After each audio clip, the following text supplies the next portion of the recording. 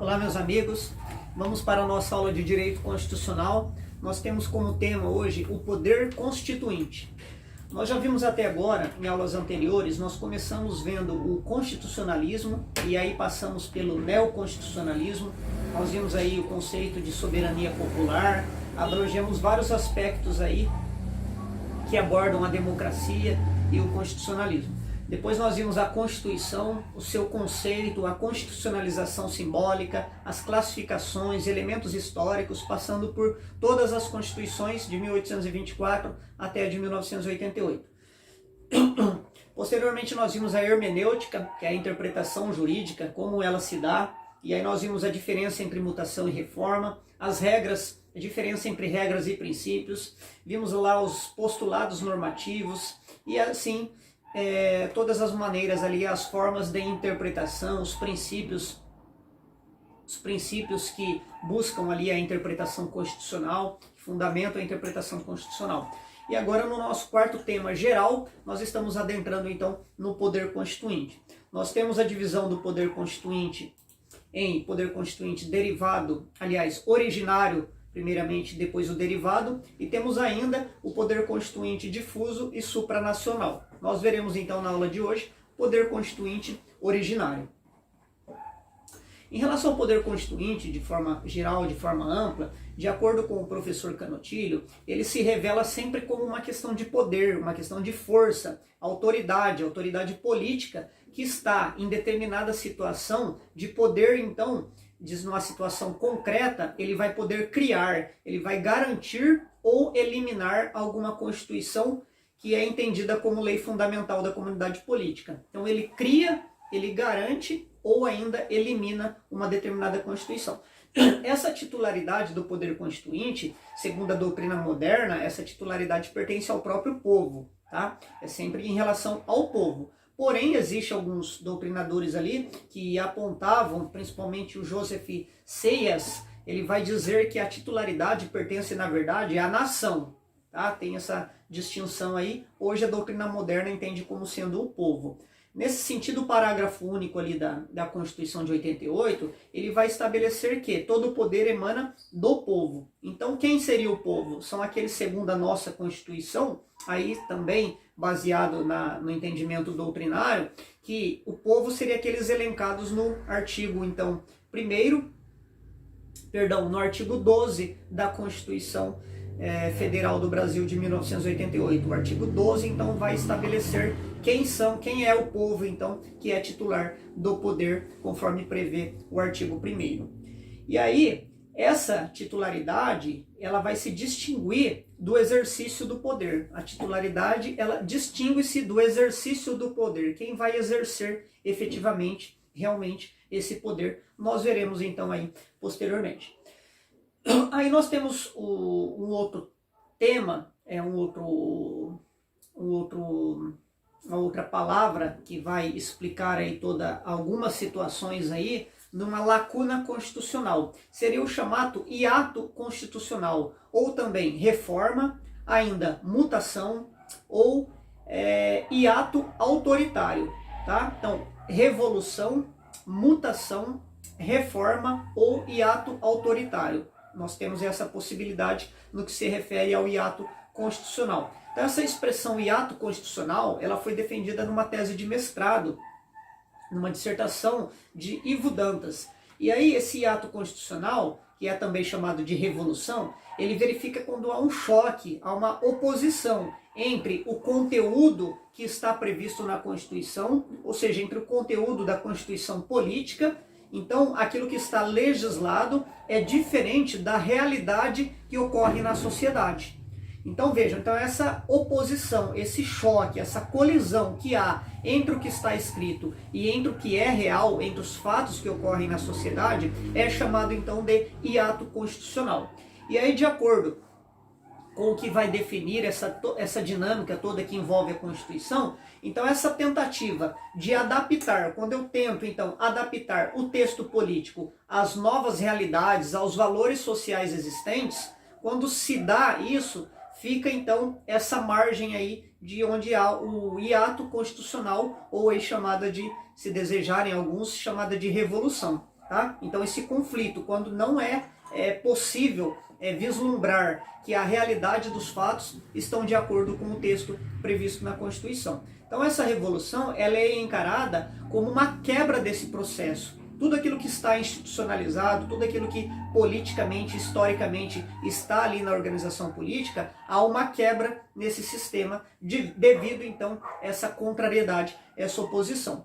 Então, esse ato constitucional, a característica dele é o quê? É essa lacuna, o intervalo, essa interrupção de continuidade que há, então, em todo o ordenamento ali, entre o ordenamento e o que ocorre na realidade. E aí isso se verificam alguns fenômenos quando isso ocorre. Dentre eles, convoca-se, então, uma Assembleia Nacional Constituinte e elabora-se uma nova Constituição. Esse seria o primeiro fenômeno.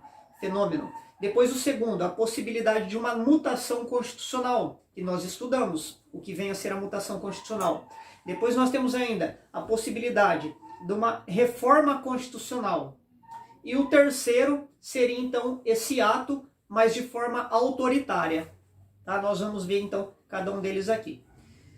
E aí, surge espaço então, nesse momento, quando há esse ato constitucional, surge então essa lacuna, essa oposição, esse conflito como nós vimos, e aí manifesta-se então, surge um momento constituinte democrático, ou seja, o momento que vai então surgir aí o poder constituinte originário, que vai ser aquele que vai elaborar um novo documento então constitucional com legitimidade social, tá? Então diante desse vago, dessa lacuna que ocorre, surge aí então o poder constituinte originário. Então essa lacuna, ela se dá então pela necessidade de mudança, de alteração do interpretativo, de uma alteração interpretativa talvez, da norma que já está positivada. E aí, quando essa lacuna, ela consegue ser então preenchida de uma forma simplesmente interpretativa de uma norma que já está positivada, nós vimos que se dá então a mutação constitucional, ou seja,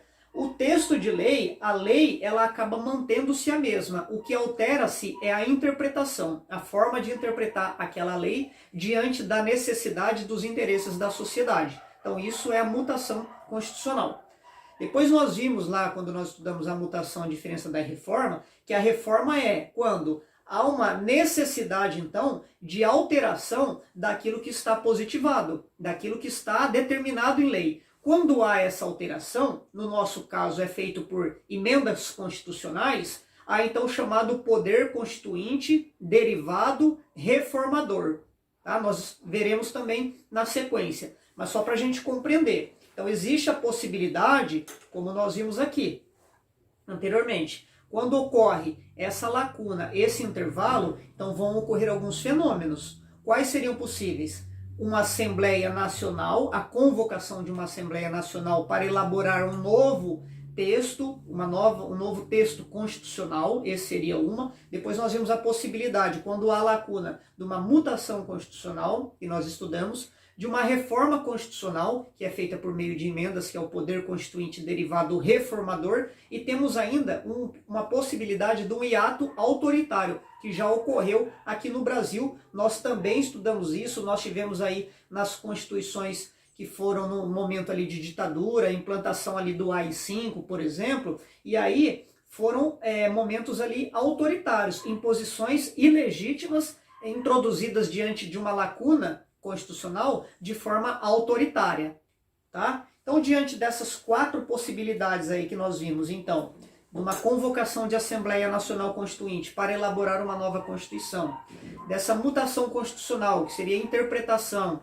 da possibilidade de uma reforma constitucional por meio de emendas e do hiato autoritário, nós vamos então, na sequência agora, ver como se dá o poder constituinte originário, que seria a primeira forma ali onde é convocada então uma nova Assembleia. Esse poder constituinte originário, ele também é chamado de poder constituinte genuíno, ou ainda de primeiro grau. São classificações que nós precisamos saber, tá? Genuíno ou de primeiro grau, significa ali o poder originário. Qual que é o conceito então do poder originário? Que é também chamado de inicial, genuíno, inaugural, ou seja, é o primeiro, esse caráter de ser primário. é aquele que instaura uma nova ordem jurídica, rompendo por completo com a norma jurídica precedente. Então esse originário ele vai romper com tudo aquilo que estava estabelecido anteriormente. Essa é a ideia. Ele seria o primeiro fundamento. E aí o objetivo fundamental é então criar um novo Estado. Esse é o objetivo primordial do poder constituinte originário. Criar um novo Estado diverso, diferentemente daquele que vigorava até então. E aí o Estado brasileiro de 1988, por consequência, ele não vai ser então igual ao Estado de 1969, ao de 1967, ao de 46, ao de 37, 34 e todos os outros que nós vimos, 1891, 1824. Cada um teve a sua organização política, teve a sua carta constitucional e assim por diante. Então, historicamente, acaba sendo o mesmo. Nós temos aí a história. Então, historicamente, o Estado ele é o mesmo. Geograficamente, também é o mesmo, apesar de algumas alterações que acabam sendo feitas aí dentro do próprio território, mas é o mesmo. A diferença maior se dá na ordem jurídica. Nós não temos o mesmo Estado a partir de 1988, igual aos anteriores, na ordem jurídica. Juridicamente, então, nós temos uma nova Constituição, ou seja, um novo Estado. Esse é o conceito, então, do poder constituinte originário. E aí, ele é também subdividido, o poder constituinte originário, ele subdivide-se em histórico e revolucionário. Histórico é o verdadeiro poder constituinte originário, ou seja, a primeira vez que se forma um Estado, vamos imaginar a primeira vez que se formou lá o Brasil, o Estado aqui brasileiro. Então vamos imaginar aqui com a Constituição, né, de forma jurídica dizendo, com a primeira Constituição lá em 1824. Então essa formação seria então o poder ali originário naquele momento. Todos os demais, eles vão sendo então poderes revolucionários, ou seja, eles vão rompendo com a ordem antiga que existia anteriormente, tá? Então constituindo sempre um novo Estado. E aí quais seriam as características desse poder que é originário? Ele é então inicial, porque ele inaugura, ele é o primeiro, ele é autônomo, ilimitado juridicamente, ele é incondicionado, soberano e é um poder de fato e político e ainda permanente. Então vamos ver essas características. Por que ele é inicial então? Pois ele vai instaurar uma nova ordem jurídica. Ele rompe então completamente com a norma anterior. Então por isso que ele é inicial. Depois ele é autônomo. Então a Constituição, a estrutura ali da Constituição, será determinada de forma autônoma. Ou seja, ele não se submete, não é submisso a nada. Depois ele é ilimitado, no sentido de que ele não deve respeitar nenhum limite que foi imposto anteriormente. Essa situação, nós vamos ver um pouquinho mais detalhado, que essa ilimitação, na verdade, com a nova doutrina, ela sofre algumas restrições. Tá? Nós veremos por quê. Mas a ideia primeira é que o poder é ilimitado, ele poderia tudo, ele não tem limites no aspecto jurídico. Ele é incondicionado e soberano na tomada de decisões. Então ele não tem que se submeter a nenhuma manifestação externa e assim por diante. É um poder de fato e poder político, demonstrando então a sua força social, né? Tem natureza pré-jurídica e por essas características não envolve, então não aceita manifestações anteriores a ele. E aí é permanente, haja vista que ele tem que ter esse caráter ali de permanência dentro do sistema, conforme a expressão aí de liberdade humana e na forma de que as ideias ali então desse novo poder possa permanecer. É lógico que isso com o passar do tempo acaba ocorrendo de forma diversa, porque ao ser estabelecido um determinado poder originário, futuramente ele pode vir a ser suprimido por um outro poder que vem ali, né, por meio de revolução, alterar e propor, apresentar então um novo texto constitucional. Mas a ideia então é essa de permanência. E aí, em relação principalmente a essa permanência e também a ilimitação que ocorre, que é uma característica desse poder originário, poder constituinte originário, tem-se que a corrente jusnaturalista, ela impõe-se que esse poder ele não seria totalmente autônomo, totalmente ilimitado, porque ele deve respeitar alguns direitos naturais, que já estão, então, que já fazem parte de todo o ordenamento, baseado, então, no direito natural do homem. Então, isso deveria ser respeitado. Então, esse seria um limite. Depois, o Brasil, nós temos adotado a corrente positivista. Então, ele apresenta, então, do ponto de vista jurídico, a corrente positivista, que o direito, o poder constituinte originário, ele é ilimitado. Todavia, isso do ponto jurídico que nós estamos falando, todavia, mesmo que ele não esteja ligado por normas jurídicas anteriores, isso não significa que ele pode, de forma arbitrária, realizar tudo aquilo que ele quiser. Hoje, espera-se muito, tanto do poder derivado ou do poder originário, que se reconheça a soberania do Estado, né, essa autonomia, porém, existem alguns limites que fazem parte de alguns princípios que devem ser respeitados por todos. Então, assim, tanto do direito natural, como, né, se apresenta o justnaturalismo, como da moral, da razão, da ética. Então, alguns valores que, apesar de não estarem nessa ideia de limitação, mas precisam ser respeitados. E aí, esse poder constituinte, então, ele deve obedecer a alguns padrões e modelos que muitas vezes são formados em condutas espirituais, culturas éticas, culturas sociais, princípios aí que nós temos estabelecido no ordenamento jurídico, não só a nível nacional, mas também em quase todos os países hoje, que sejam princípios de justiça, princípios de direito internacional, onde as comunidades hoje, os estados, fazem os seus compromissos. Nós temos aí princípios que revelam, assim, ao mesmo tempo, a independência dos estados, a autonomia dos estados, mas ao mesmo tempo a colaboração, valores, então, que estão inseridos nos próprios ser humano, que estão enraizados ali no próprio ser humano. Então, alguns princípios aí de liberdade, princípios de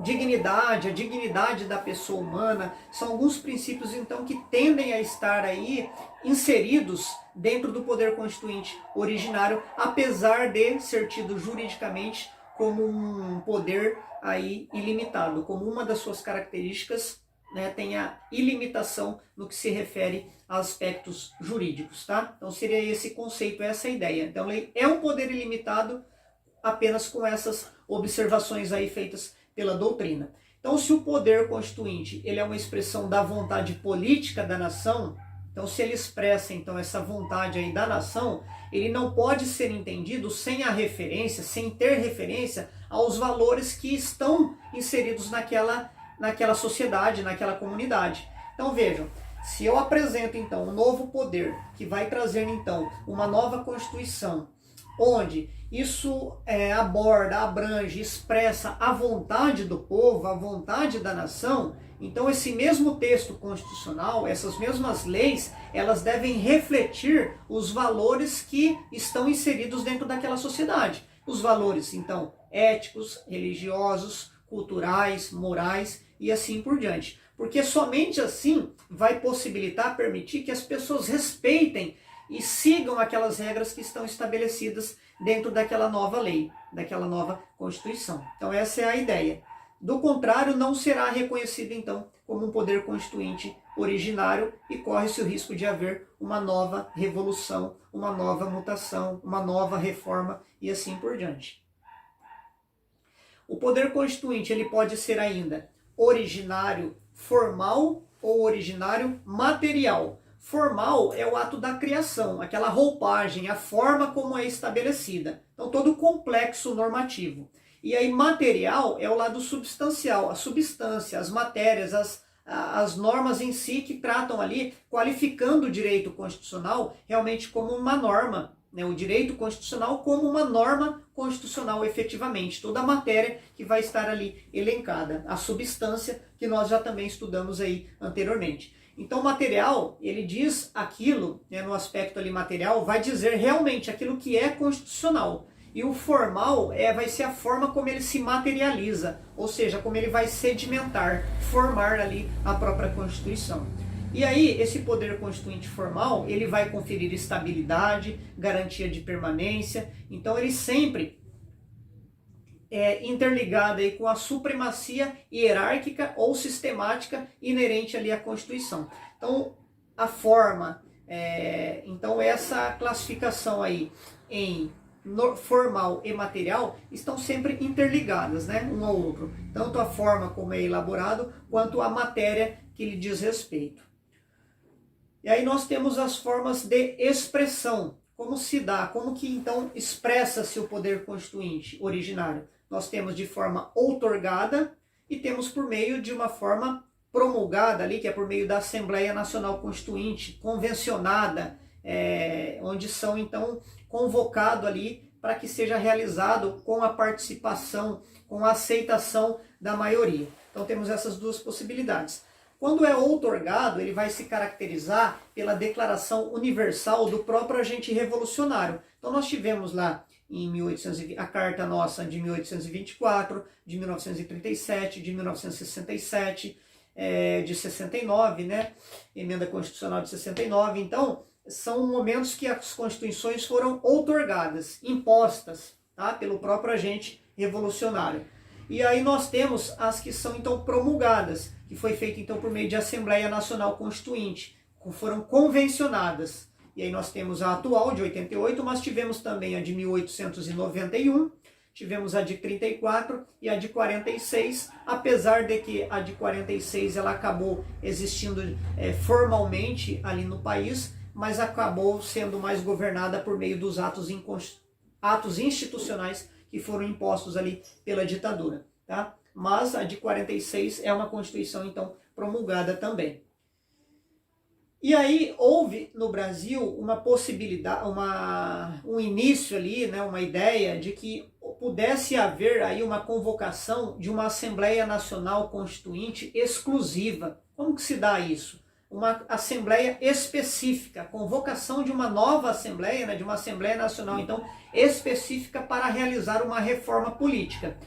Todos entendem hoje ser necessário no Brasil uma reforma política. Eu acho que a maioria dos cidadãos esperam e desejam isso. Mas o correto seria isso ser realizado por meio de uma proposta de emenda à Constituição. Seria o poder constituinte derivado reformador, tá? Uma PEC. Todavia, com a presidente Dilma Rousseff, em 2013, ouvindo ali a voz do povo diante disso, ela propôs ali que seria convocada então uma Assembleia Nacional Constituinte específica para realizar uma reforma política. Então, ela numa reunião lá com os governadores, alguns prefeitos, sugeriu então alguns pactos ali de responsabilidade fiscal, reforma política, saúde, transporte e assim por diante. No que se refere à reforma política, sugeriu-se então essa ideia de realizar uma constituinte exclusiva, desde que autorizada lá por um plebiscito popular. Vejam, isso vai contra tudo aquilo que está previsto hoje na nossa Constituição. Então, segundo a doutrina, principalmente com a explicação aqui do nosso livro que estamos analisando, o professor Pedro Lenza, a doutrina vai entender como uma afronta, algo completamente antidemocrático. Não seria possível realizar isso, essa reforma política, por meio de uma Assembleia Nacional Constituinte específica. A única maneira de se alterar seria por meio de uma PEC, ou seja, de uma emenda constitucional. Por quê? Porque isso já está previsto na própria Constituição. Então seria possível realizar uma reforma política, mas observando todos os limites que já estão estabelecidos na própria Carta Constitucional, na própria Constituição Federal de 88. Isso está lá no artigo 60 da Constituição Federal. Todos os limites ali que estão estabelecidos, tudo aquilo que deve ser respeitado, assim como também princípios muitas vezes que estão implícitos. Então a única forma de alteração seria dessa maneira, porque o poder constituinte originário, que é esse inicial, inaugural, ele ao se manifestar, ele rompe completamente com a ordem jurídica anterior. Então se eu convoco uma nova Assembleia, se eu convoco uma Assembleia Nacional, eu não posso, na verdade, manter o que já está elencado na mesma Constituição, porque isso seria algo inicial. O objetivo de uma convocação de uma Assembleia Nacional Constituinte seria com o objetivo de estabelecer um novo Estado, e não foi essa a ideia sugerida, essa a ideia apresentada pelo então presidente. Então, de acordo com a legalidade, de acordo com o texto da nossa própria Constituição, para que se realizasse, então, essa reforma política, ela deveria ocorrer, ou tem que ocorrer, ou deverá ocorrer, se algum dia assim acontecer, por meio de, então, da emenda constitucional, tá? Então, essa implícita proibição aí que nós temos de se alterar a titularidade do poder constituinte originário, bem como o poder de reforma que se implementa por ato exclusivo do Congresso Nacional, isso afronta, então, afrontaria essa proposta, então, de alterar por meio de algo específico, afrontaria essa proibição aí de alterar a titularidade do poder constituinte. Então, não poderia, nesse caso, ser realizado dessa forma. Deve-se sempre escutar a voz do povo, porque nós estamos numa democracia, uma democracia participativa, então o povo realmente é titular aí do poder. Todavia, não podemos violentar ali, afrontar todo o processo ali previsto, né, toda a forma que está prevista na Constituição. Então, o correto seria apresentar uma PEC, né, um projeto ali de emenda à Constituição, e aí, por meio desse projeto, fazer um referendo seria uma das possibilidades aí, segundo sugere então a doutrina. Essa proposta de emenda nos limites das regras que já foram então um dia estabelecidas pelo poder constituinte originário. Tá bom? Então seria isso, o poder constituinte originário, e nós continuaremos aí na aula seguinte analisando então o poder constituinte derivado. Quais seriam então suas diferenças, as suas características, a sua classificação. Até mais.